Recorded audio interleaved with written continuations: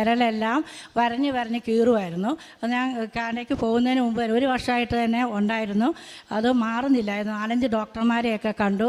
അവർ ഒത്തിരി വില കൂടിയ മരുന്നും ക്രീമും ഒക്കെ തന്നു. എല്ലാം പുരട്ടി നോക്കി ഞാൻ മടുത്തു. എന്നും സോപ്പ് അങ്ങനെയൊന്നും ഉപയോഗിക്കരുത്, അതിൻ്റെ അലർജി ആയിരിക്കും എന്ന് പറഞ്ഞു. സോപ്പ് എന്നൊക്കെ ഉപയോഗിക്കാതിരുന്ന് നോക്കിയിട്ടും അത് മാറിയില്ല. ഓരോ ദിവസം എഴുന്നേൽക്കുമ്പം എല്ലാ വിരലും പൊട്ടി കീറിയിരിക്കും.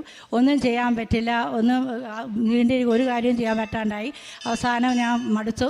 അവസാനം മാതാവിൻ്റെ മുമ്പിൽ കരഞ്ഞ് പ്രാർത്ഥിച്ചു, എൻ്റെ പൊന്നു മാതാവേ, ഓരോരുത്തരുടെയൊക്കെ കാലിൽ പഴുത്ത് വ്രണമായിട്ടുള്ള അസുഖങ്ങളും ഷുഗർ വന്ന് കാല് മുറിക്കാൻ പോകുന്നതൊക്കെ ഈ തൈലം കെട്ടി മാറ്റിയെന്ന് അങ്ങ് പറഞ്ഞ് ഞാൻ കേട്ടിട്ടുണ്ട്.